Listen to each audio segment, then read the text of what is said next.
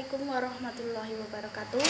Nama saya Amrina Rahmayanti, saya dari kelas 12 MIA 1. Di sini saya akan sedikit menjelaskan materi sejarah yaitu yang pertama tentang latar belakang pemberontakan DI-TII Jawa Barat di Jawa Barat, Jawa Tengah, Kalimantan Selatan, Sulawesi Selatan, dan Aceh. Yang pertama yaitu di daerah Jawa Barat. Penyebabnya adalah penolakan perjanjian Renville yang menempatkan daerah Jawa Barat di wilayah kekuasaan Belanda. Yang kedua yaitu di daerah Jawa Tengah. Penyebabnya adalah kekecewaan Amir Fattah akan dominasi kaum kiri atau sosialisasi dan komunis di Tegal dan sekitarnya, wilayah basis kekuatan Amir Fattah. Yang ketiga yaitu di daerah Kalimantan Selatan. Penyebabnya adalah kegagalan para mantan pejuang kemerdekaan asal Kalimantan Selatan untuk diterima di tentara Indonesia saat itu. Saat itu mereka juga kecewa dengan adanya BUSA tentara KNIL atau tentara Hindia Belanda di APRIS. Yang keempat yaitu di daerah Sulawesi Selatan. Pemicunya adalah tuntutan agar para milisi Kesatuan Gerilya Sulawesi Selatan atau KGSS yang dipimpin oleh Kahar Muzakar bisa diterima sebagai tentara. Namun mereka tidak lolos syarat dinas militer dan hanya ditempatkan sebagai Korps Cadangan Nasional atau CTN. Yang kelima yaitu di daerah Aceh. Pemicunya adalah penolakan dihapusnya Provinsi Aceh dan digabungkannya wilayah Aceh dengan Sumatera Utara. Yang kedua yaitu jalan pemberontakan DI-TII di Jawa Barat, Jawa Tengah, Kalimantan Selatan, Sulawesi Selatan, dan yang terakhir di Aceh. Langsung saja yang pertama yaitu di daerah Jawa Barat, yaitu kembalinya pemerintahan Indonesia ke Jawa Barat terutama di divisi Siliwangi. Kartosoewirjo terus melakukan perlawanan dan serangan yang memakan banyak korban. Kartosoewirjo bahkan memerintahkan percobaan pembunuhan atas Presiden Soekarno pada 3 November tahun 1957. Yang kedua yaitu di daerah Jawa Tengah. Dimulai pada masa kemerdekaan dan dipimpin oleh Amir Fattah. Ia berhasil mempengaruhi penduduk setempat dengan mengatakan bahwa ia adalah utusan Panglima Besar Sudirman untuk mencegah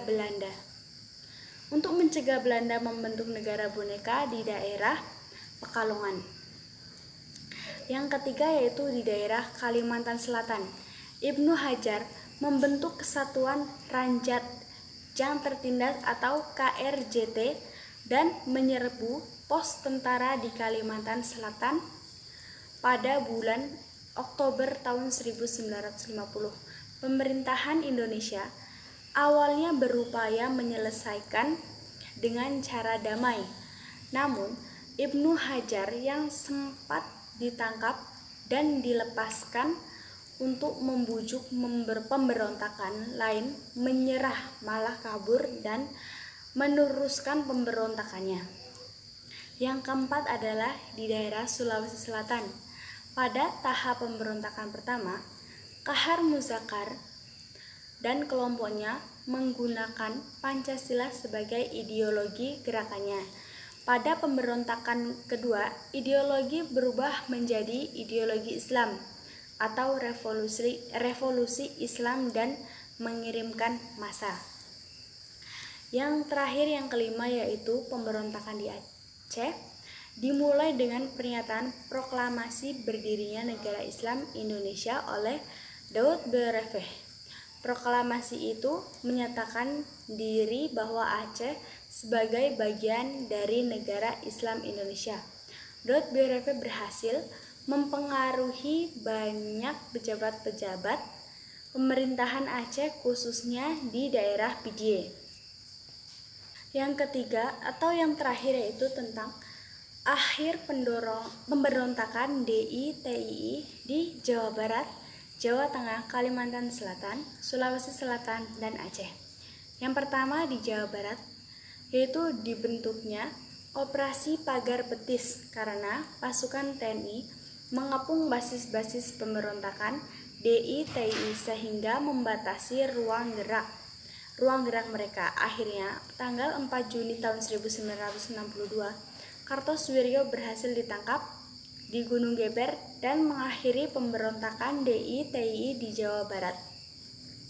Yang kedua yaitu di daerah Jawa Tengah.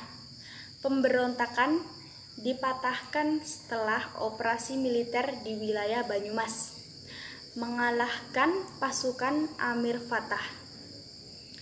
Yang ketiga yaitu di Kalimantan Selatan. Pemberontakan ini berhasil dikalahkan dan Ibnu Hajar menyerah pada Maret tahun 1965.